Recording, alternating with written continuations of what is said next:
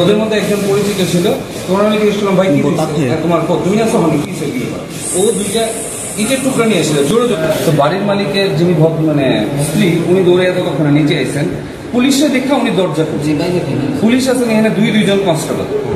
দরজা খোলার পরে হুড়মুড় করে তারা ঢুকে গেল, পুলিশ দরজার ঘুরে দরজা ভাঙতেছে, টিভি ভাঙতেছে, আমরা মারধর করতেছে। কারণ কি আমরা ভাত খেতে বসি, যদি মনে করতাম যে না ঠিক আছে ওইখানে কোনো ধরনের ড্রিঙ্ক ফ্রিঙ্ক করা হইতে আসলো বা কোনো ধরনের অশ্লীল কারবার হইতে আসলো, হ্যাঁ মায়া ঢিকই বাইর কর বট মায়া, তো আমি বললাম ঠিক আছে তোমার চেক করো কিসের মায়া। তো তারাই ঘরের মধ্যে ঢুকলো, ঘুরলো ভালো, হ্যাঁ জিনিসপত্র ভাঙচুর করলো, কিছুই পাইলো না, তারা চুপচাপ এখান থেকে বাইরে গেল। তখন শুধু পুলিশ দুজন দাঁড়িয়েছে, দাঁড়ান আমরা যতজন পারছি বাঁচাইছি, everybody is injured but police was over দেয়ার।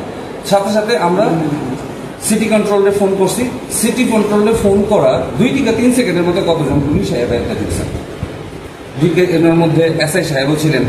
তো ওনারা যদি এখানে থাইকেই থাকেন তো ওরা এটা করলো কেমনে? আর যদি দ্বিতীয় কথা হলো পুলিশের ভূমিকা দেখে মানে কি মনে হয়েছে, এখানে পুলিশের ভূমিকা সম্পূর্ণ নিষ্ক্রিয় আসলো, they was doing nothing as far as আমার যতটুকু মনে হইল যে আমরা এত বছর পরেও স্বাধীন হয়েছি, এখনো ব্রিটিশ রুলে আছি, এইভাবে পাড়াইতেছে আমরা মানে, এবং পুলিশ ওয়াজ স্ট্যান্ডিং মানে বোকার মতন দাঁড়িয়ে।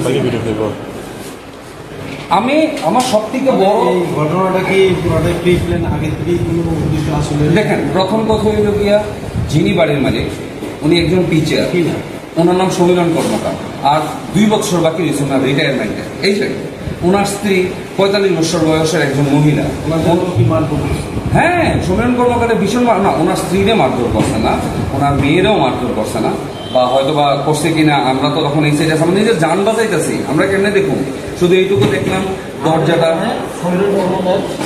হ্যাঁ সমীরণ কর্মকারের ভীষণ মারধর করছে, সমীরণ কর্মকারের মারধর করছে। কারণ কি? আরে ভাই কেড়ে মারতাছো কি ব্যাপার কোনা, হ্যাঁ কথা কই বউ দাঁড়াও কি হয়েছে, মাইরো না দাঁড়াও না। তারা জাস্ট ঢুকলো, ঝটিকা সফরে মারধর করলো, অ্যান্ড ওদের মধ্যে একজন ওনার পাশের বাড়ি, এর মধ্যে কি কারণ নাম জানেন? একজনের ডাক নাম আমি বলতে পারি, বাট ওনার মানে ভালো নাম কি আমি জানি না। ওনার পাশের বাড়ি, ওই ছেলেটার নাম আমরা সানি ডাকি, বাট কোনোদিনই ছোট ভাইয়ের থেকে বড় মানে উগ্রভাবে তারা কোনোদিন আমরা দেখছি না। সবসময় ওনার বাড়ি, এই যে সমীরণ কর্মকারের বাড়ি ঘর তৈরির ব্যাপারের দায়িত্ব আমিই ছিলাম, আমি নিজেই ওনার বাড়ি ঘর তৈরি, কোনোদিনই আমি দেখছি না তারা কোনো উগ্রমনোভাব। আজকের এই ব্যাপারটা কোনো কারণ আমরা খুঁজে পেলাম না, কেন করলো কি ব্যাপার কিনা, এটা কি এই কারণে কোনো ধরনের পলিটিক্যাল ইস্যু নাকি আমরা কিছু জানি না। কারণ পাড়ার কোনো বড় রাজা বা মুরব্বীদের এখানে আমরা দেখছি না, সব ছেলে ছোকরারা ওইখানে ঢুকলো, ঘরের মধ্যে তুমুল মারধর করলো, ভাঙচুর করলো, তুমুল। মানে কোনো পলিটিক্যাল চক্র থাকলে মানে কাজের দিকে ইঙ্গিত, অবভিয়াসলি তার যদি পলিটিক্যাল ব্যাক না হয় তাহলে এমন কোনো এক পুলিশ সাপোর্ট কি করে পায়, পুলিশ সাপোর্ট কি করে পায় মানে কোন দলের দিকে ইঙ্গিত?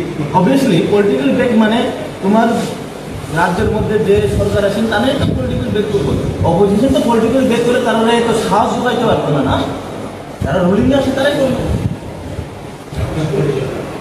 আমার পরিচয় আমি জেপি রশিদ, হ্যাঁ আমি একজন অ্যাডভোকেট। আমার আজকে এটাই বলবো যে আমি আমার বোনের বাড়িতে আমাকে রাত্রির ইনভাইট করে আমি চেম্বারের কাজ ছেড়ে আমি এখানে ডিনার করতে এসেছি, আমরা কোন রাজ্যে কোন সময়